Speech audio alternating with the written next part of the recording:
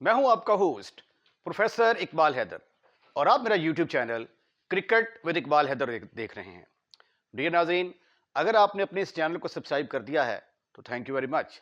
और अगर आपने अभी तक इस चैनल को सब्सक्राइब नहीं किया तो बराए मेहरबानी पहली फुर्सत में इस चैनल को सब्सक्राइब करें और जो वीडियो आपको पसंद आती है उसको ज़्यादा से ज़्यादा शेयर करें।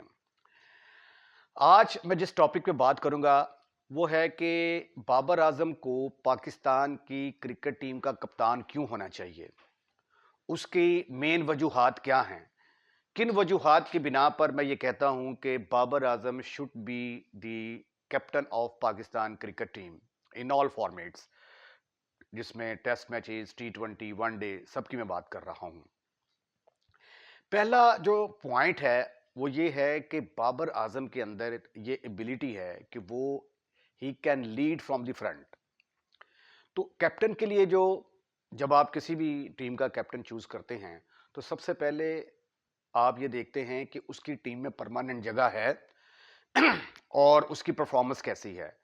और अगर कैप्टन जो है वो लीड से फ्रंट करे तो इसका इफेक्ट जो है वो पूरी टीम के ऊपर आता है। अगर कैप्टन जो है वो अच्छा परफॉर्म नहीं कर रहा होता तो उसकी टीम जो है वो बैठ जाती है, उसको वो अपनी टीम को उठा नहीं सकता, क्योंकि जब वो मीटिंग में बात करेगा तो वहां पे वो कन्विंस करेगा कि भाई आप इस तरीके से खेलें, इस तरीके से करें। अगर कैप्टन की परफॉर्मेंस उसके पीछे नहीं होगी तो फिर जो प्लेयर्स होंगे वो कहेंगे जी भाई साहब जरा आप अपनी परफॉर्मेंस के बारे में तो बताएं, आप जो है ये आपने क्या किया है। ठीक है, तो इसलिए जो है ये बाबर आजम के अंदर ये एबिलिटी है कि वो टीम को लीड कर सकता है, he can lead from the front. और पाकिस्तान की हिस्ट्री में इतना कंसिस्टेंट बैट्समैन जो है वो मैंने नहीं देखा। देखें, टेस्ट मैचेस हों, वनडे मैचेस हों, T20, हर फॉर्मेट में आप चेक करें उसकी परफॉर्मेंस जो है वो पाकिस्तान का नंबर 1 बल्लेबाज है। और पाकिस्तान का एक वाहिद बैट्समैन है जिसकी तीनों फॉर्मेट्स के अंदर जो है वो जगह बनती है और कंसिस्टेंट परफॉर्मर है। दूसरी जो इसकी सबसे बड़ी वजह यह है कि ये एक ऐसा प्लेयर है जो कि तीनों फॉर्मेट में फिट बैठता है। अगर आप टेस्ट मैच देखें तो इसका टेस्ट रिकॉर्ड भी बड़ा ज़बरदस्त है। अगर आप वनडे मैचेस में देखें तो इसकी एवरेज जो है वो तकरीबन 59-60 का राउंड अबाउट है। T20s के अंदर देखें तो इसकी एवरेज जो है वो राउंड अबाउट 50 के करीब करीब है। तो तीनों फॉर्मेट्स के अंदर ये एक वाहिद बैट्समैन है जो कि तीनों फॉर्मेट्स में पाकिस्तान को जो है वो फ्रंट से लीड कर रहा है। आपने देखा होगा मीडिया के ऊपर अक्सर जो है ये शोर होता है कि भाई तीनों फॉर्मेट्स का कप्तान अलग होना चाहिए। आपको पता है कि इसके पीछे रीज़न क्या है? इसके पीछे रीज़न ये है कि वो अपने पसंदीदा प्लेयर्स को कप्तान बनवाना चाहते हैं और वो जिसको कप्तान बनवाना चाहते हैं वो तीनों फॉर्मेट्स में फिट ही नहीं होता। मसलन ये देखें आप, शादाब खान को पकड़ लें। शादाब खान जो है सिर्फ और सिर्फ T20 और वनडे का जो है ये प्लेयर है, टेस्ट मैचेस में उसकी जो है वो जगह नहीं बनती। और अगर इसकी परफॉर्मेंस देखी जाए तो एक नॉर्मल सी है, कोई इतनी आउटस्टैंडिंग नहीं है कि इसको जो है वो कप्तान बनाया जाए।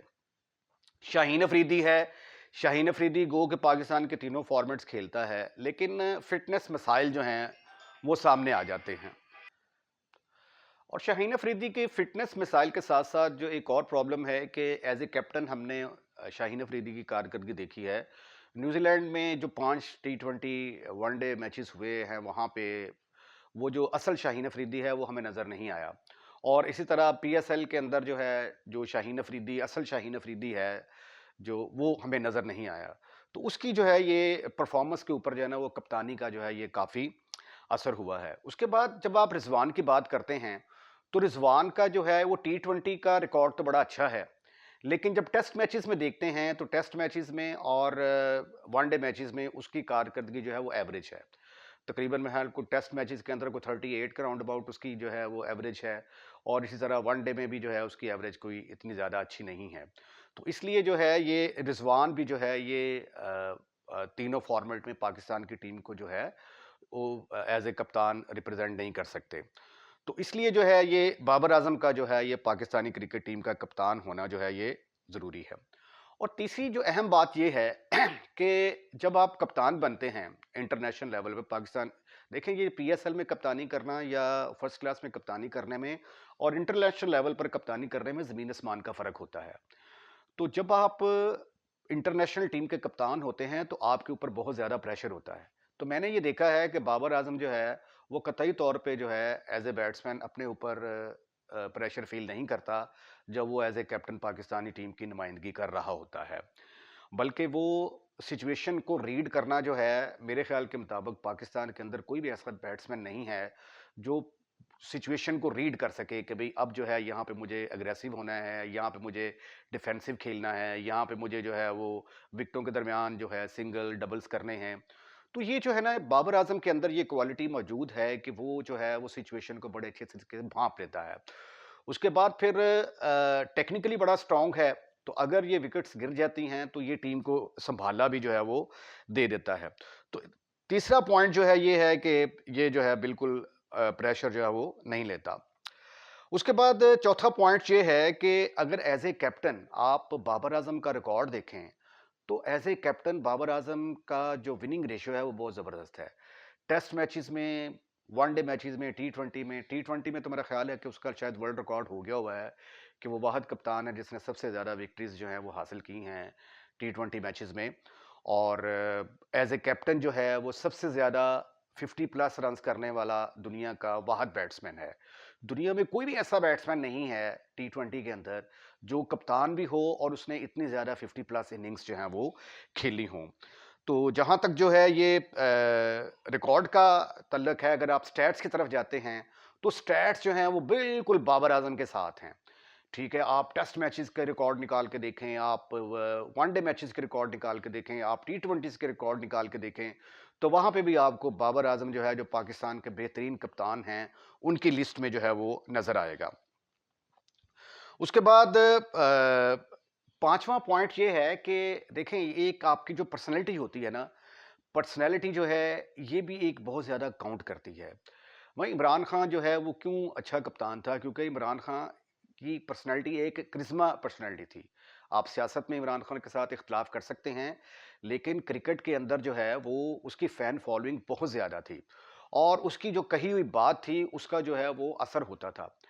न्यूट्रल अंपायरिंग के बारे में जब दुनिया में कोई भी इसके ऊपर बात करने के लिए तैयार नहीं था, तो he was the first man जिसने जो है ये जब पाकिस्तान और वेस्ट इंडीज़ की सीरीज़ हुई थी, तो न्यूट्रल कप्तान जो है वो अपने ही मुल्क में जो है वो न्यूट्रल कप्तान की डिमांड की और न्यूट्रल न्यूट्रल अंपायर्स की डिमांड की और न्यूट्रल अंपायर्स की मौजूदगी में जो है वो सीरीज़ खेली। तो बाबर आजम जो है ये भी जो है इसकी एक से है, एक रिस्पेक्ट है, एक पर्सनैलिटी है। लोग जो है ये बाबर आजम को एक बड़े क्रिकेटर के तौर पे जो है वो जानते हैं। तो इसलिए जो है बाबर आजम जो है as a being personality, as a being cricketer, इसकी जो है बहुत ज़्यादा रिस्पेक्ट है, ना सिर्फ पाकिस्तान के अंदर बल्कि जो है ओवरसीज़ में भी जो है बाबर आजम की बहुत इज्जत और रिस्पेक्ट है। तो ये वो 5 पॉइंट्स थे जो मैंने आपके साथ डिस्कस किए हैं, जिनकी वजह से मैं चाहता हूं कि पाकिस्तान का कप्तान जो है वो बाबर आजम को होना चाहिए। और ये आज की वीडियो बनाने का असल मकसद यही था क्योंकि आजकल ये डिबेट चल रही है कि who should lead to the Pakistan, Pakistan का कप्तान किसको होना चाहिए। तो ये जो 5 पॉइंट्स मैंने आपके सामने रखे हैं, ठीक है, तो इन 5 पॉइंट्स की रोशनी में जो है Babar Azam should be the captain of Pakistan. जहां पे पीसीबी जो है ना इतने रिवर्स डिसीजन लिए हैं, उसने बैकफुट पे गए हैं। जिस तरह इमाद वसीम को वापस लेके आए हैं, उन्होंने उस्मान के साथ बात की क्योंकि इन दोनों उसके बाद मोहम्मद आमर तो टोटली जो है ना उसको, वो तो पाकिस्तान उसकी फर्स्ट प्रायोरिटी थी ही नहीं, ठीक है, लेकिन फिर भी जो है ना ये पीसीबी ने घुटने टेक दिए हैं। तो इसलिए जो है ये मेरा ख्याल है कि पाकिस्तान का जो क्रिकेट कंट्रोल बोर्ड है उसको तौबा करनी चाहिए और बाबर आजम के साथ बात करनी चाहिए और बाबर आजम को जो उसकी इज्जत और रिस्पेक्ट बनती है उसको देनी चाहिए और कप्तानी का ताज जो है वो बाबर आजम के सर पर सजा देना चाहिए। इसके साथ ही मैं आज की वीडियो का अख्ताम करता हूँ। अगर आपको वीडियो पसंद आई है तो इसको शेयर करें। अपना ख्याल रखिएगा। अगली वीडियो का इंतजार कीजिएगा। अल्लाह हाफिज़।